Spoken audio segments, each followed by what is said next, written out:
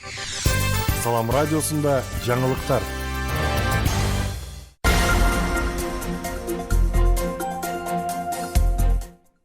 Саламатсыздарбы? 29-июлга алынган жаңылыктар түрмөгүн мен Айжамал Амирова алып барам. Алгач жаңылыктардан кыскача түрмөк менен тааныштырабыз. Социалдык сетте тараган видео аркылуу дайынсыз болгон кыз табылды. УКМК кызматкерине пара берген жаран кармалды. Төө ашуудагы тоннелден өтүүдө унааларга чектөө киргизилди. Сүлүктүү шаарында жардыруучу заттарды сактаган жаран кармалды. Эми ушул жаңылыктар менен кененирээк.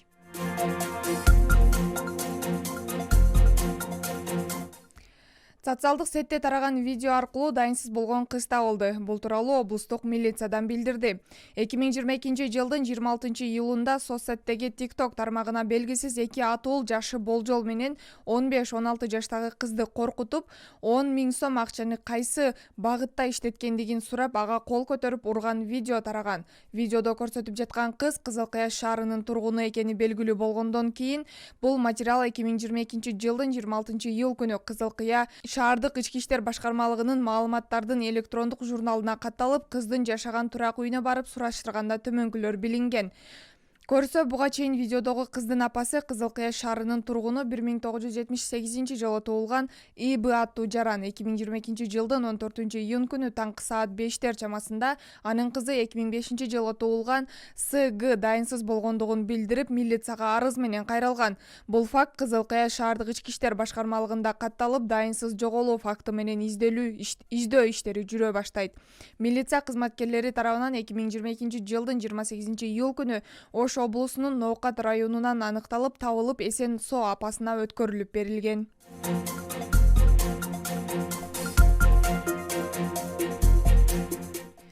УКМК кызматкерине пара берген жаран кармалды. Кочкор Ата шаардык жалпы дарыгерлер практикалык борборунун дарыгери УКМКнын кызматкерине пара берүүдө аракет кылган учурда кармалды.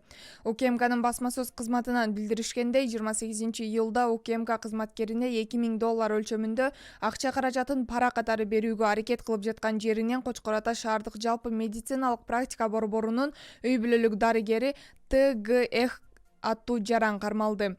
Кармалган адам Бишкектеги БН Элсин атындагы Кыргыз-Орус славян университетинин жогорку билими тууралуу жасалма дипломду пайдаланып, ага акт түзүп, өз ыктыяры менен берүүсү аныкталган. Бирок кылмыш жоопкерчилигинин кутулуу амалында текшерүүнү токтотуу жана фактыны жакшыруу үчүн УКМК кызматкерине пара сунуштаган.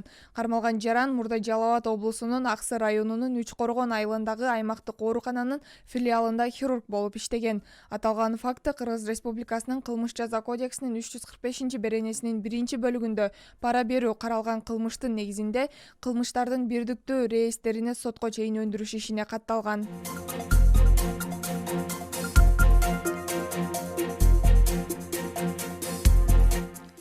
Төө ашуудагы туннелден өтүүгө унааларга чектөө киргизилди. Төө ашуудагы Көлбаев атындагы туннелде унаалардын өтүүсүнө убактылуу чектөөлөр киргизилет. Бул тууралуу Транспорт жана коммуникация министрлигинен билдиришти. Маалыматта 29-июлдан 7-августка чейин күз-кыш мезгилине даярдык көрүү үчүн жолду оңдоо калыбына келтирүү иштери жүргүзүлөт. Кайсыл сааттарда чектөө киргизилгендиги боюнча айтылды. Саат 4:00дөн 6:00 чейин каттам токтотулат жана саат 8:00дөн 10:00 чейин да унаалар токтотулат. Ошондой эле саат 12:00дөн 14:00 чейин чектөө киргизилет. Калган убактарда каттам толугу менен ачык болот. Айдоочуларды жана жүргүнчүлөрдү транспорт каражаттарына чектөө киргизүү боюнча аргасыз чарага түшүнүү менен мамиле кылууну суранабыз. Күз-кыш мезгилинде жол кыймылынын үзгүлтүксүз жана коопсуз болушу үчүн жол иштери жүргүзүлөт деп айтылат маалыматта.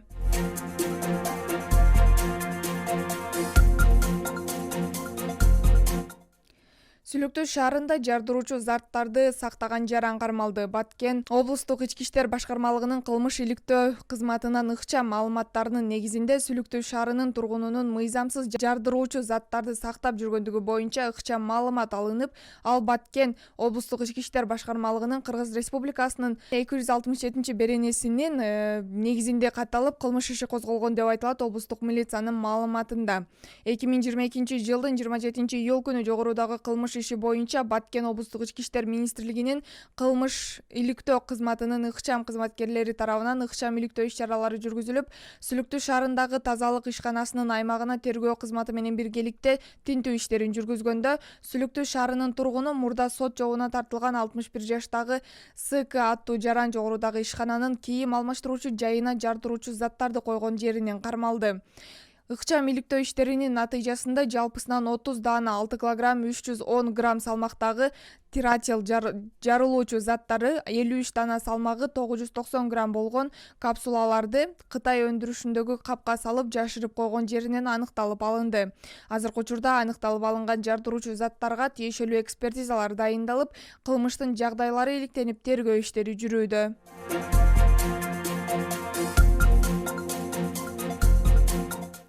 Сиздерди жаңылыктар түрмөгү менен мен Айжамал Амирова тааныштырдым. Кайрадан эфир аркылуу амандашканча сак саламатта туруңуздар.